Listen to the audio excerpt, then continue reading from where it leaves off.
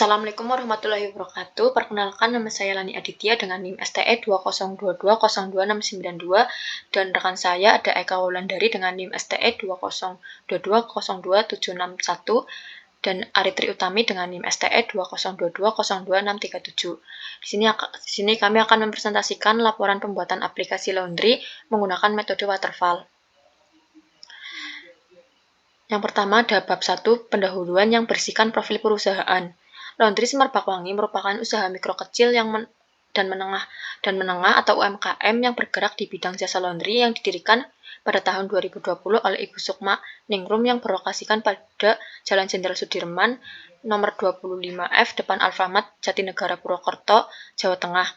Usaha ini merupakan usaha laundry yang mematok harga 10.000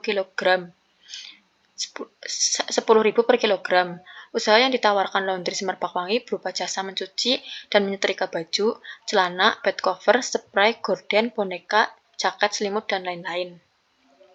Latar belakang sumber daya manusia atau SDM merupakan salah satu faktor yang sangat penting dalam suatu perusahaan di samping faktor lain seperti kualitas sumber daya manusia atau karyawan. Manajemen sumber daya manusia merupakan bagian dari ilmu manajemen yang memfokuskan perhatiannya pada pengaturan peranan sumber daya manusia dan kegiatan organisasi. Hal ini dikarenakan dalam mencapai tujuannya, organisasi memerlukan sumber daya manusia sebagai pengolahan sistem. Selanjutnya, ada manfaat penelitian. Yang pertama ada sistem informasi ini dapat membantu transaksi lebih efisien dan efektif. Yang kedua, sistem informasi laundry ini dapat memudahkan pemilik usaha laundry dalam pengolahan pesan dan laporan. Yang ketiga, bagi penulis yaitu menambah pengetahuan, pengalaman, serta keterampilan dalam mempraktikkan ilmu pengetahuan yang didapat pada perkuliahan. Selanjutnya ada tujuan penelitian yaitu untuk membuat sistem dengan tujuan mempermudah pelanggan dan pemilik usaha laundry dalam pengelolaan data. Bab kedua yaitu adalah landasan teori. SDLC atau Software Development Life Cycle menurut Profesor Dr. Sri Mulyani adalah proses logika yang digunakan oleh seorang analis sistem untuk mengembangkan sebuah sistem informasi yang melibatkan rekrutmen, validation, training, dan pemilik sistem. Dapat disimpulkan, SDLC adalah tahap yang digunakan dalam membuat sistem informasi supaya pengerjaan dalam perjalanan secara terstruktur, efisien, dan sesuai tujuan yang diinginkan. Dalam sistem LDLC terdapat beberapa model, di antara lainnya yaitu Requirement Analysis, Design, Development, Testing, Maintenance. Kami menggunakan metode waterfall yang sering juga disebut SDLC tradisional karena pendekatan ini merupakan metode klasik yang mengikuti alur yang teratur yang dikerjakan secara bertahap dari atas sampai bawah. Kelebihan dari model waterfall adalah mudah dimengerti dan diimplementasikan, mudah untuk mengelola karena model yang sederhana, semua tahap diselesaikan satu persatu, cocok untuk proyek skala kecil di mana proyek dapat mudah dimengerti. Sementara kekurangan dari model waterfall adalah sistem yang dihasilkan akan lama karena setiap tahap harus diselesaikan lebih dahulu secara urut. Tahap-tahap dalam proses pengembangan metode waterfall yaitu yang pertama ada analisis kebutuhan, yang kedua perancangan sistem dan perangkat lunak, yang ketiga implementasi dan pengujian unit, yang keempat integrasi dan pengujian sistem, yang kelima pengoperasian dan pemeliharaan. Selanjutnya pemeliharaan meliputi perbaikan sistem unit, implementasi, dan peningkatan dan menyesuaikan sistem dengan kebutuhan.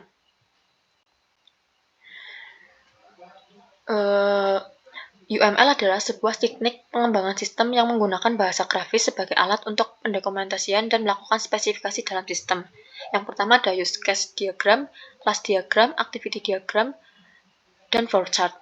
Selanjutnya ada MySQL atau My Structured Query Language merupakan sebuah software open source siapapun dapat menggunakan secara legal yang digunakan untuk membuat sebuah database. SQL adalah sebuah bahasa permintaan yang terstruktur yang telah distandarkan untuk semua program pengakses basis data seperti Oracle, PostgreSQL, SQL Server, dan lain-lain. Berikut database yang kami buat. Yang pertama database login terdiri ada kolom, type, null, device yang terdiri dari kode admin, nama admin, password, level admin. Tabel pelanggan terdiri nama pelanggan, berat, jenis, harga, harga total, uang pelanggan, kembalian, tanggal selesai.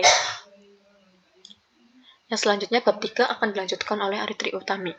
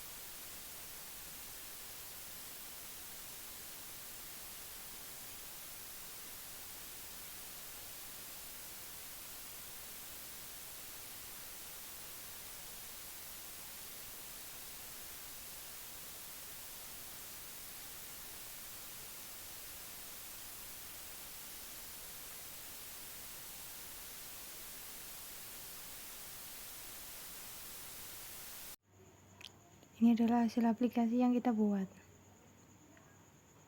Di sini kita memasukkan username dan password sesuai dengan database.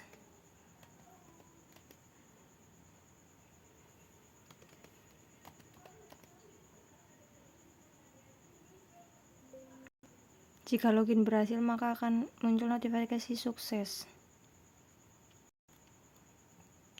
Di sini kita akan menginput nama.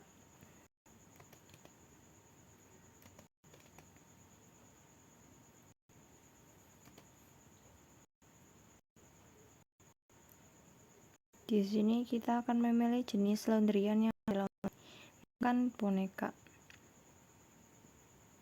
Dan kita akan memproses harga totalnya berapa. Kemudian kita memasukkan uang yang diberikan oleh pelanggan.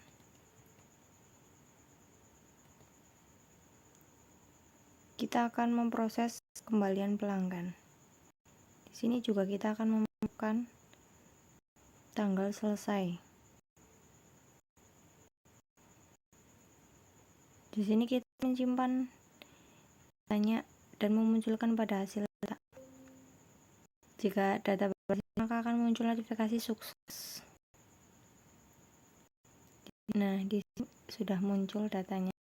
Jika akan menginput uang, kita tekan input uang. Jika keluar, kita coba input ulang data. Lalu kita tekan reset untuk membersihkan.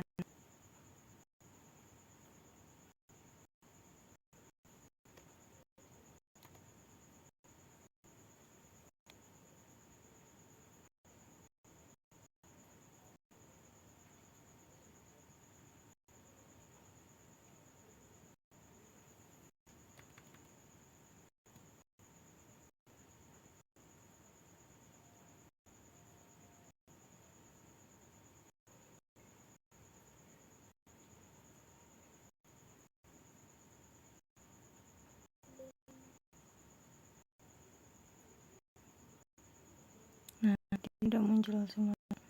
Sekian, terima kasih presentasi kami. Wassalamualaikum warahmatullahi wabarakatuh.